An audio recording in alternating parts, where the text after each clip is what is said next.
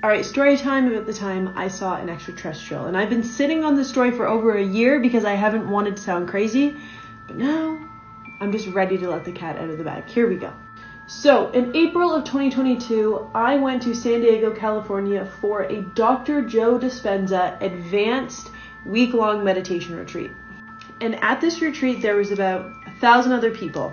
Every day, you would meditate in a massive ballroom about 2 or 3 times a day, as well as have a lesson from Dr. Joe himself. And it was during one of these meditations that I saw the alien. Now, I just want to include that there's been a lot of media attention around aliens over the past few months. And I think that the media is giving them a bad rap. How I feel about aliens is that they've been here for a while and they're actually trying to help us. But that's just my opinion before I continue. So this happened on the Thursday. Mind you, I got there on the Sunday and there was nothing really strange that happened. Of course, I had my suspicions about the retreat. I was nervous the first day, couldn't really fully relax, couldn't fully get into the meditations because I kept kind of popping my eyes open to make sure, nothing weird was going on. But by the 4th day, I felt really comfortable and I really trusted the whole process. So it was first thing in the morning. It's probably only about 7 a.m. We'd got to the ballroom around 5 or 6. Typically the morning meditations were about an hour to 2 hours long. I remember feeling very cold. So cold to the point that I woke up and I almost kind of jolted awake. Mind you, I was lying down and so was everyone around me. And I just remember sitting up and looking over to my left. I could see these 2 tall blue beings walking amongst the aisles very slowly, very peacefully. And when I saw it, I wasn't scared. All I'm thinking to myself in the moment is this actually real? Am I seeing what I think I'm seeing? And after a few seconds, boom, they were gone. Obviously, for the rest of the meditation, all I could do was lie awake wondering if I really saw what I thought I just saw. And eventually, when it was over and everyone got up and had their, midday break, I asked some other people, did you happen to see anything odd? And a few other people told me they did. And one girl said that she's been to his meditation retreats before, and she believes that aliens actually work with Dr. Joe to help heal the collective. Of course, that was just a theory that this woman told me. Okay, I ran out of time while I was getting ready this morning, but I just wanted to emphasize that it's just a theory that Dr. Joe works with aliens. That's just what I heard. Obviously, after what I saw, I was a little spooked, but I still feel that aliens are here for good. But again, who am I to comment? I'm just a crazy psychic. Happy Thursday. Everyone I know has been telling me that I should tell this story on TikTok because it's the craziest situation ever. So I'm bored enough today that I'm going to do it. So here's the story of the scariest thing that has ever happened to me, and a lesson on why you need to take precautions when staying in a hotel, especially by yourself. So I'm in Grand Prairie, Texas for a work trip, which is a suburb of Dallas. I get to the hotel, everything's fine and normal. I get there and I do shower the first night I'm there. I sleep, I've stayed in that hotel so many times before, and then I go to work the next day. I end up getting back at 11-ish p.m. and I decide to take another shower because I've been outside all day. I get in the shower and I look out the shower curtain and I'm like, is that a message on the mirror? So I turn off the shower and the steam has steamed up the mirror and there's a message that has been put on the mirror, fingerprint smudged in there. And it said, there's a camera behind here with a little circle with explosions. And so I'm freaking out. I get out of the shower and I call one of my bosses and I'm like, hey, what should I do? And she's like, you need to leave. And so I went down to the front desk and I was like, hey girl, this is really crazy. I have a picture of this. This wasn't here last night when I showered. It's here now. The mirror says there's a camera behind here. This poor 18-year-old girl working the front desk is also freaking out because it's late at night. Keep in mind, I got in at 11 p.m. And she's like, we don't really have another room for you to go to. Our hotel is full, but you can check out. And I was like, yeah, I'll check out. And so I check out and then it gets crazier. So I check out and keep in mind it's late and the only hotel that has openings is 30 minutes away. And it's in a really nice area of Texas called South Lake, Texas. So I get in my rental car and I drive to Southlake, Texas, and I check into the hotel and everything's fine and normal. So I go to my room, I sit on my hotel bed, and I'm FaceTiming my boyfriend, and then the landline phone to the hotel rings, like the room. And so I was like, oh, I checked in late, like maybe they need my credit card information or something. So I pick up the phone. On the other end of the phone is an old man's voice, and he was like, hello, I've seen you in Dallas. I wanted to let you know I thought you were pretty, Grace. So he knew my name. So my heart drops to the bottom of my stomach, and the only thing I can tell my boyfriend on the phone is, like, I need to go, like, I need to leave here right now, like, someone is following me, I need to go right now. So I go down to the lobby, and I'm like, I'm gonna call the police. So I call the police show up, and they're like, did he make a threat to you on the phone? And I was like, no. I hung up on him before he could tell me more, but he knew my name and where I was. And so they were like, well, he didn't make a threat, so there's nothing we can do.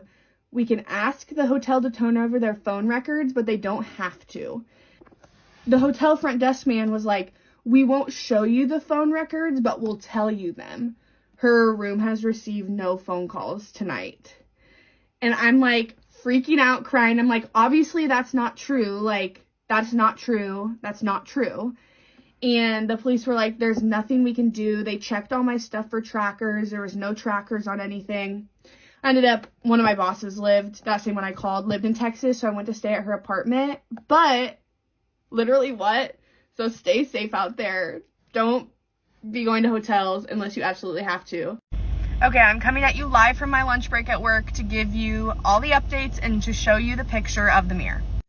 First, one of the frequently asked questions was, did you tell the second hotel what had happened at the first hotel? And yes, I did. I was checking in at about midnight. My hair was wet from being in the shower. And they were like, why did you just make this reservation in the middle of the night, sopping wet hair? And so I did tell them, and I actually showed them the pictures. So yeah, they could have been playing a sick prank on me, which is still awful. Or they could have been taking advantage of me since they now knew that story and knew that I was alone. So either case, I'm glad that I got out of there and stayed safe. One of the next questions I got was, why did you go from Grand Prairie to Southlake? All the Dallas people know that that's really far away. And the answer is, my work is the best, and they wanted to find me a hotel that was safe.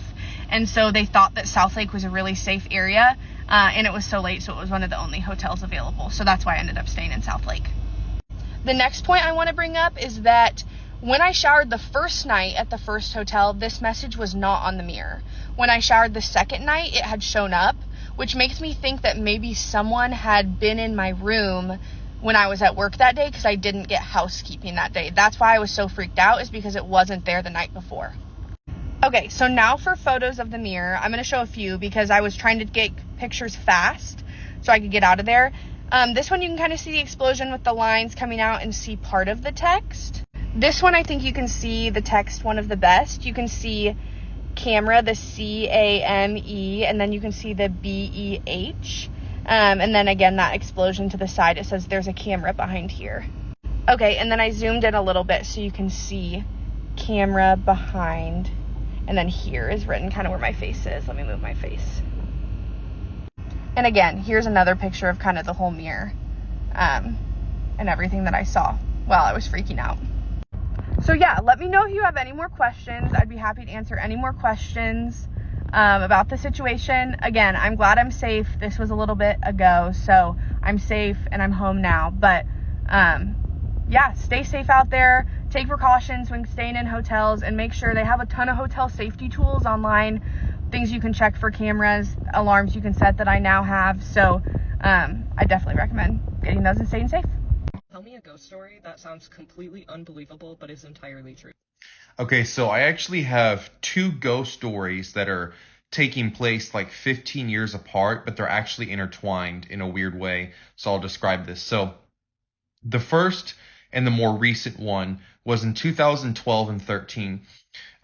Me, my dad, my brother, and my sister moved into a house in Seabrook, Texas, that's very close and near the water. So Seabrook is near Kemah, which is along the Gulf Coast. Like the Kemah Boardwalk is a worldwide tourist destination, and we're like 6 miles from the NASA Space Center.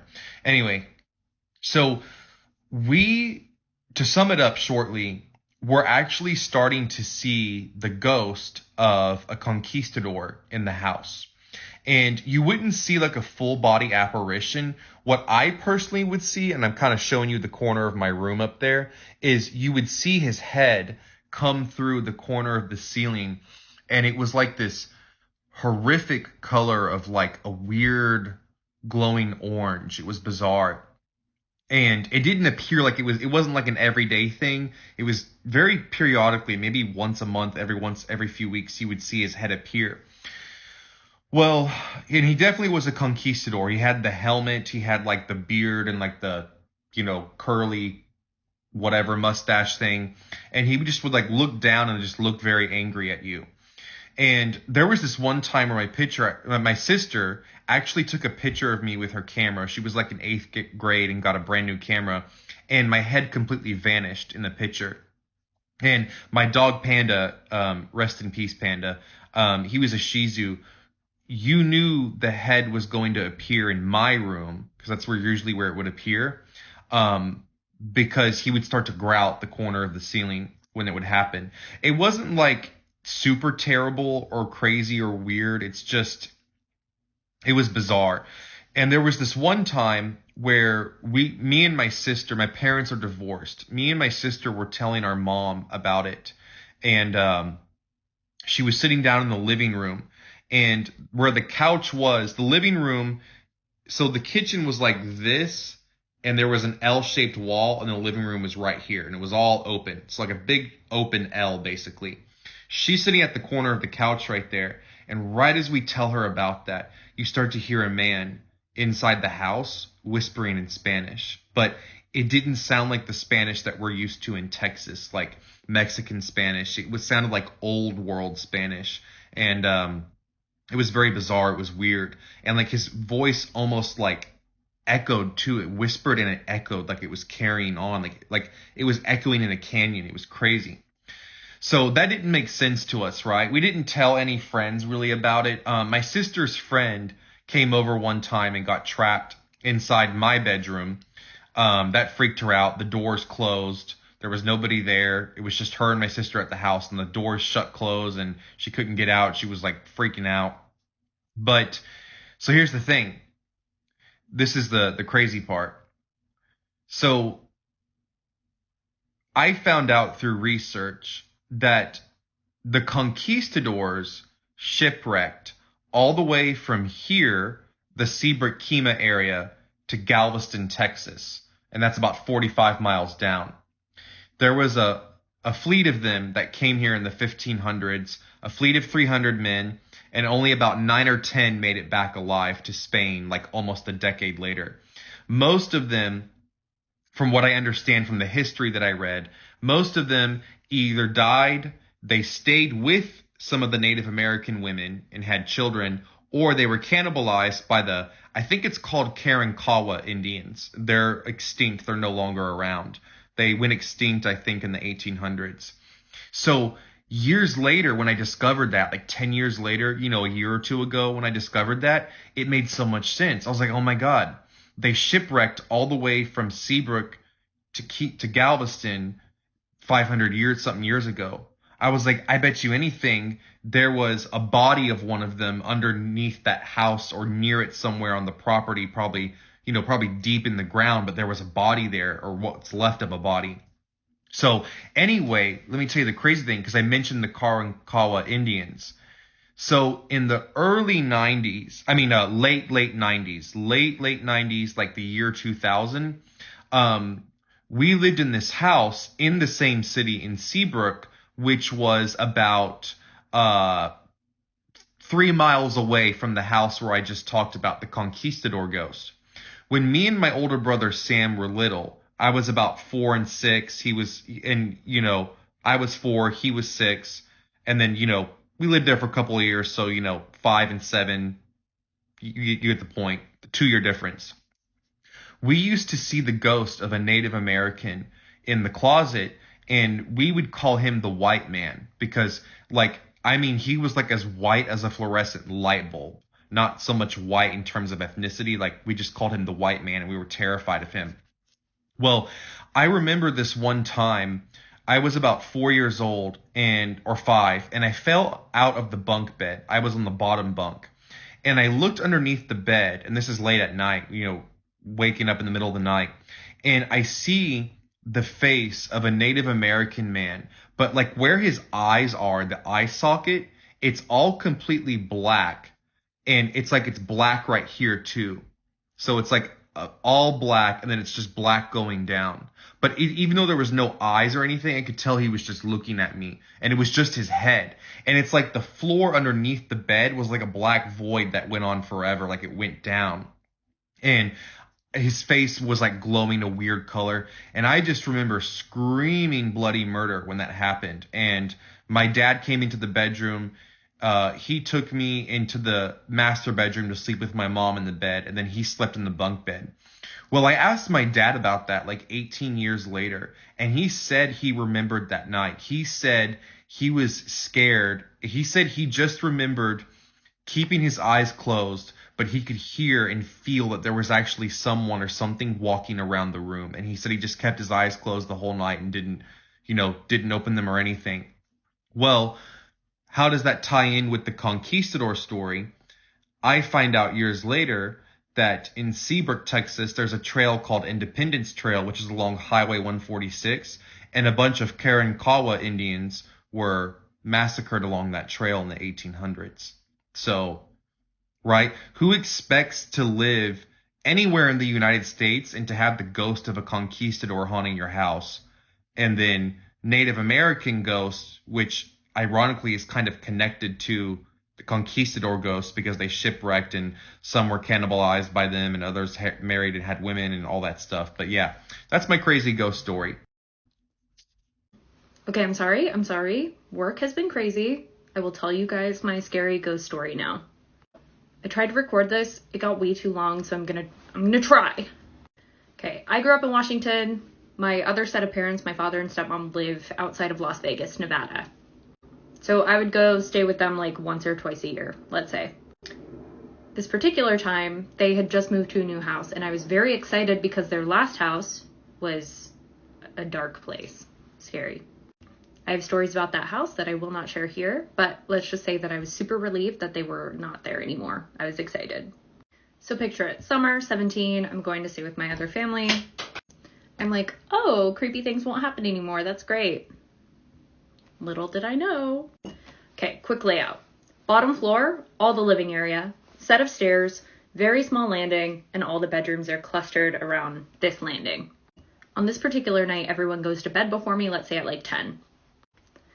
Parents in one room with my baby brother, my other little brother who's like 12 at the time in the other room, and then the nursery, which is where I'm sleeping. Okay, so it's like midnight, I'm awake, I'm 17, I'm reading a book. I had just gone to the bathroom, so I knew for a fact everyone was upstairs because they all sleep with their doors open. The landing is super small, so I saw all of them a moment ago. They were all fully asleep in their beds. So I'm minding my own business, reading, and from the bottom of the stairs, I hear something. And it's footsteps on the stairs. And it sounded like a little kid almost, like, you know how little kids just like kind of barrel up and down the stairs, like doo doo doo doo doo doo doo. Yeah. Stops at the top of the stairs. I'm like, what the is this? I hear it go back down. Doo doo doo doo doo doo doo. This continues to happen. I hear it multiple times. Doo doo doo doo doo doo doo doo doo doo doo doo doo. My grandma was very spooky and kooky, and she always told me if anything paranormal happened to ignore it, because if you pay attention, you'll like feed into the energy and it will get more aggressive and stronger or something. So this is in my head and I'm like, I'm ignoring this. Nothing's happening. Everything's fine. And again, stuff had happened at their last house and I was just like, not again. So I'm ignoring it because it's going to stop, right? At this point, I have like a headphone in, volume very low, pretending I'm not listening to the running up and down the stairs. I hear it come back up. Do, do, do, do, do, do, do. It stops. Stops for a few minutes. I'm like, okay, maybe it's done. Let's say 5 minutes passed after this thing had stopped at the top of the stairs. Again, the landing is small, so let's say hypothetically wherever this thing stopped is like 3 feet from my closed door. After a few minutes, I'm sure everything is all good. I kind of relax and I'm still reading my book. And then suddenly it was like a full-grown man, like a 6 foot tall man, took both of his fists and slammed it way harder than that. Slammed it against the door of the room I was sleeping in. The door shook. I jump up. If there's fight and flight, there's also freeze. And I fucking froze. I was so scared. But again, my grandma's wisdom, I'm like, I have to ignore it. Nothing happened. 2 minutes later, again, harder. And the vibe was genuinely like, don't ignore me. That was like the vibe I got from the second slam. A couple minutes go by, I haven't moved. But I'm like, what do I do? I decide to take action. I take my blanket, wrap it around my body for protection. Flip on my bedroom light. I swing open the door to meet my fate. The landing is empty. Everyone is sleeping, obviously. I flip on the hallway light, flip off my light. Flip on my brother's light, flip off the hallway light. Close his door, shake him half awake, and I'm like, scoot over, I'm sleeping in here. I'm 17, he's 12. We haven't shared a bed in several years, but that's how scared I was. It is summer in Nevada, and I literally have the covers over my face like this, and I'm like breathing in my own carbon dioxide, but I was like, I have to have the covers over my face. After like 15 minutes on his door, again, softer, but kind of like a, I know you're still in there. I was like, thank God I'm going home tomorrow. Anyway, this started happening to them after I left. This would happen on my brother's door, the slamming. From downstairs, they would also start hearing like muffled arguments at the landing, like voices fighting. Anyway, they moved out of that house as quickly as possible because it was super scary. I don't know if this was like an actual ghost. I don't know if this was like residual energy from like a bad DV type of thing going on in that house previously, but I did not like it. And yeah, that's it. Sorry this was super long. Hey friends, if you want to hear something scary, don't scroll. So I've decided in the wake of the end of this app, I'm going to unleash all of my scary stories that I was saving for you guys. I mean, unless you follow my YouTube channel, and then you'll get everything. All of it. Soft Taco, the same name that I have on here. You can find me on basically all platforms as Soft Taco. So anyways, let's get into the story. So I was around 13 years old when this story took place, and this story revolves around me and my brother getting lost in the woods, which seems to be a reoccurring thing in my childhood. So me and my brother decided to go on a little hike in the woods, and there was like a trail behind our house. Not really technically behind our house, but it was like near our house. Okay, so like we were super familiar with the woods behind our house and the trail and whatnot. But this particular day, of course, we wandered off the trail out of curiosity and boredom. Yeah, and then we realized that we couldn't find our way back. Fuck, we were fucked. We kept walking for, I think, another like 35 minutes. Clearly in the wrong direction because we didn't know where we were. That's when we came across like an old hunter's cabin. It looked old because it was kind of like old looking, okay? It looked abandoned, creepy, like something out of a fucking horror movie. But we were actually pretty lucky that we found that because at that point it was starting to get dark outside and we had no idea how to get home. So we figured we would stay inside this little cabin until dawn, when the sun started to come out, and then, you know, we would be able to see, maybe feel our way home. So we got the cabin thing all set up for us to sleep in, and honestly, I did not get much sleep that night. It was very spooky and creepy and creaky and scary, but that wasn't even the worst part of it. You just fucking wait. After a while, we started to hear some noises out in the woods. It started out with like twigs snapping and rustling of leaves and stuff, but it sounded like it was getting closer and closer and closer to the little hunter's cabin that we were hunkered down in, until eventually we started to hear scratching on the outside of the cabin walls. And mind you, this is a fucking hunter's cabin. There is not a front door. There is like, it's open. It's fucking open. As we were listening to the scratching, looking at each other, eyes fucking bugging out of our heads, we started to hear a noise, and it was like a gurgling noise. I don't know if you guys remember the last story that I told about my friend Jamie and I seeing the skinwalker, what we thought was a skinwalker, but it sounded very similar to that noise. My brother and I basically like sat there trying to convince each other that it was just our imagination and that everything was fine. But my brother, about 10 years old at the time, was at the ripe age of wanting to be the hero. So he peeked his head around the corner, like out of the doorway, the open fucking doorway of the hunter's cabin, to see what was out there. And me back in the fucking cabin, like in the corner of the cabin, I was like, no, stop doing that. Like trying not to be loud for anything outside to hear us. But like at the same time, I was like, no, stop, what are you doing? Like, what am I gonna do? What am I gonna tell mom if you fucking die? Like, stop. So after a few seconds of him, looking out the cabin door, he whips his body back inside, tears streaming down his face. I couldn't even get a word out, and he said, we have to go now. There's nothing out. Like, he couldn't even say anything else. He said, we need to go now. Tears streaming down his face. I was about to argue with him because I didn't want to go out into the darkness of the woods alone, but the look on his face told me that something was seriously wrong. I just, assumed maybe he saw like a wolf or a bobcat or a bear, even, because in our area, those types of animals are very common. But as we were getting ready to bolt, I smelt it, and it smelled like death and decay, like old rotting body, not freshly killed rotting body. So we ran as fast as we possibly could. I lost sight of my brother. I'm pretty sure he lost sight of me, but I could hear his feet running somewhere next to me.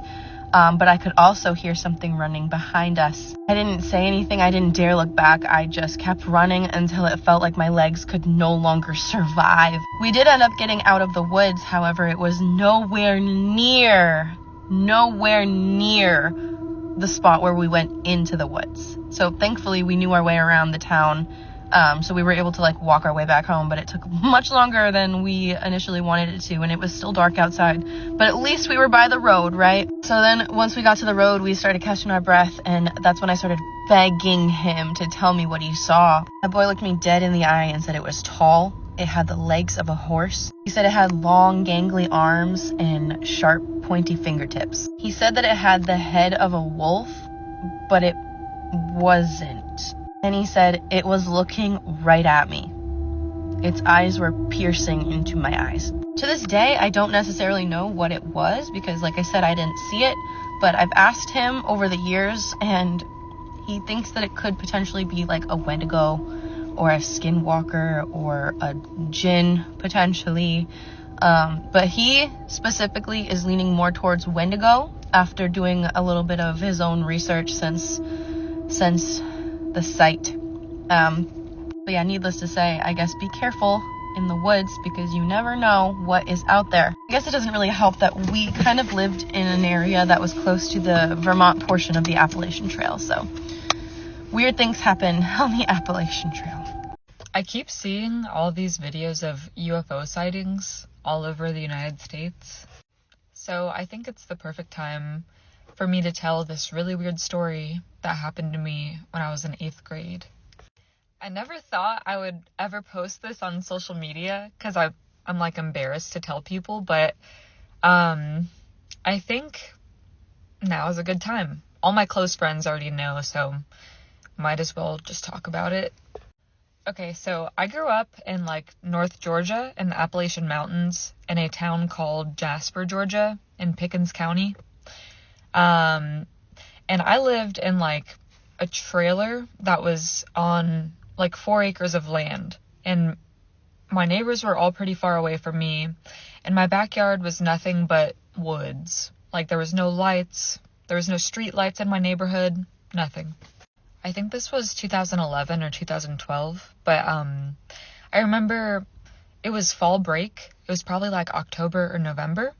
So I was out of school this whole week, and I had just broken my arm. So I just like was staying home. My arm hurt. I was just chilling. So I went in my front yard, and I just like was jumping on my trampoline a little bit. But then I just laid down, and I was like looking up at the sky, and there was like a bunch of little clouds in the sky, like partly cloudy. And I'm looking, and I see this little white orb like pop out of a cloud, And then it sits there for a second, and I'm like, what the fuck? And it starts moving across the sky like this. Like a zigzag. And it would do that, and it would hop from one cloud, and then it would do its little zigzag thing to another cloud, and keep moving to different clouds. So I was obviously like, what the fuck is this? So I went inside and I got my mom, and we both watched it together until it was too far away and we couldn't see it. And my mom was like, okay, you should stay inside the rest of the day. Like, that was weird. But also, yesterday when you were at school, I was washing my car in the front yard, and I heard this weird humming sound coming from our backyard. And she said it scared her so bad that she stopped washing her car and just, like, went inside. So that was pretty weird. And then later that night, so in my room, my bed, the way it's positioned is, like, I can turn over and face the wall, or I can flip over and I'm able to look out this window that's in front of me. So that night, I noticed above my house in the sky, there was this really bright light, and it wasn't the moon because I could see the moon in the sky, but it wasn't a star. It was like way too big to be a star. So I saw that and I was like, what the fuck? And so I flipped over and just faced the wall. That way I wouldn't think about it and I could just go to bed. And every single night that whole week, I saw this light above my room. So I saw it for like 6 days in a row. And then finally, on the 7th day of the break, so this is like Sunday night, I'm going to bed, I look out the window, and I see 2 really bright lights in the sky instead of 1. And I'm like, oh no. And so I do the same thing. I turn around so I don't look at it, and I just go to bed. And then around like 2:30 or 3 a.m., I woke up, and I remember I woke up feeling really scared, and like my adrenaline was going really hard. And so I turned over and I looked out the window, and the lights outside were flickering on and off like really fast, like in not in unison, but they were like this. So they were going on and off at like different times. And so when I saw that, I was like, oh fuck no. And so I turned around and I faced the wall again, and I was like, bro, just go to bed. So I tried to go to bed, but then like I closed my eyes, and then immediately like my whole room filled up with this crazy white light, and I was just in this white room, and accompanied by that white light was like this super loud sound. It sounded like someone was holding up like air horns to both of my ears, except the air horns were pitched down like super low to this weird like pitch that I've never even heard before. And so I heard that noise, and I was seeing this white light for what seemed like maybe 20 to 30 seconds. And then all of a sudden, I was back in my room, laying in my bed, like clutching my pillow. And I remember as soon as I could be back in my room, or as soon as I was back in my room, I pissed myself.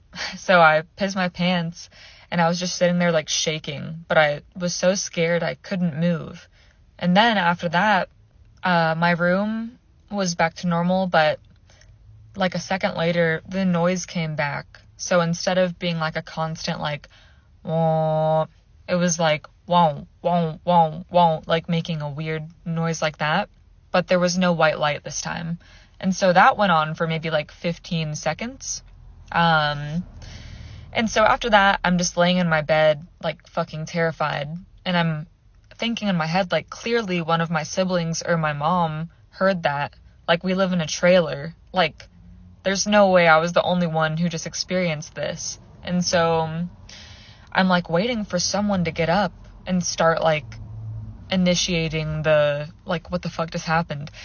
And so no one does. And so I'm sitting there and I'm terrified because I'm like, is there someone in my house? Like, what the fuck? So I'm just trying to muster up the courage to like run to my mom's room. And so I grab my pillow that I'm holding and my phone, and I fucking sprint to my mom's room. I'm, like, covered in piss and, like, sobbing, and, like, I jump on her bed, and I'm just, like, telling her what happened, and she's like, no, like, if that actually happened, we would have all woken up. And so she's just telling me I was dreaming, but I was, like, the most scared I had ever been in my whole life. And so when I'm telling her this story, the alarm on my phone starts to go off in my hand, and I look at it, and I, like, get so deeply confused, because just, like, 5 minutes before, it was, like, 3 a.m., and now it's, like, 7 a.m., and so I was just sitting there, like, what the fuck, and, like, I literally think I was in such shock that I, like, went mute, and so I literally just, like, went to my room and started getting ready for school, and I was crying. And I was so afraid to be outside, I made my mom drive me to the bus stop instead of walking like I normally do. And I just remember the whole day at school, I was like a zombie. And, like, I told a couple of my friends about it, but, like, that moment, like, low-key affected the rest of my childhood. And, like, I was afraid to be outside at night, or outside in general. I started spending all my time indoors. And I was afraid to, like, look out the window. And so, the gap of time that went by from, like, 3 a.m. to 7 a.m., I still, like, don't know how to explain that. But all I know is that day was really scary, and who knows what happened. But I think it was a UFO. Maybe I was, like, abducted. I don't know. I don't want to sound like crazy, but that's, like, the weirdest story that's ever happened to me in my whole life, and yeah. I just wanted to share, because all this UFO stuff is coming up, but thanks for watching this whole video, and have a good day. Tell me a ghost story that sounds completely unbelievable but is entirely true. I'll go first. Okay, so this happened in 2009, and I had either just graduated high school or I was about to. And my boyfriend was living with us at the time, and we were in our bedroom, and my mother and her boyfriend at the time would get into very loud, like, angry fights. So when that would happen, we would usually leave the house when it would start getting uncomfortable. So this particular night, they were screaming at each other, and we left out the back door. So the way that our house is set up, when you walk into the front door, you're in the living room, and there's a hallway that to the left is the bedrooms, and to the right is the bathroom and the kitchen where the back door is. So while they were fighting, we snuck through the hallway and went out the back door. And we were gone for a good 45 minutes, maybe an hour. And when we walked through the door, they were staring at us, like, eyes wide, and they looked scared, and we're like, what's going on? Like, we had left before and come back, and it was never a big deal. And they asked us, well, how long have you been gone for? We said, I don't know, like 45 minutes, an hour maybe. And they looked even more shocked. So come to find out, they said that a few minutes before, about 15 minutes, we had apparently walked through the front door. We're giving them dirty looks. They were assuming because they were being too loud with their fight. And we looked angry, walked to the hallway into our bedroom, and slammed the door shut. And this still gives me goosebumps to this day, because we were like, what the actual, what is going on? So we walked to the hallway and looked, and the bedroom door that we had left open when we left was completely shut. So I was scared. And my boyfriend at the time, of course, was scared too, but he decided to open the door. And as soon as he opened the door, it was obvious that the window was wide open, which we never left the window open. And the room was really cold. And mind you, like I said, it was around graduation time, so I remember it was really hot outside. And the AC didn't really reach my bedroom, so it was usually a little bit warm, but this night it was ice cold. And I was so freaked out that I didn't want to sleep in that bedroom that night. So we ended up sleeping in the living room. And it still freaks me out to this day because I have other stories. I grew up in New Mexico. There's a lot of, witchcraft stories I have, and, S. Walker encounters, things like that. And this was the first time I had heard about, any type of doppelganger situation. But either way, super scary to this day.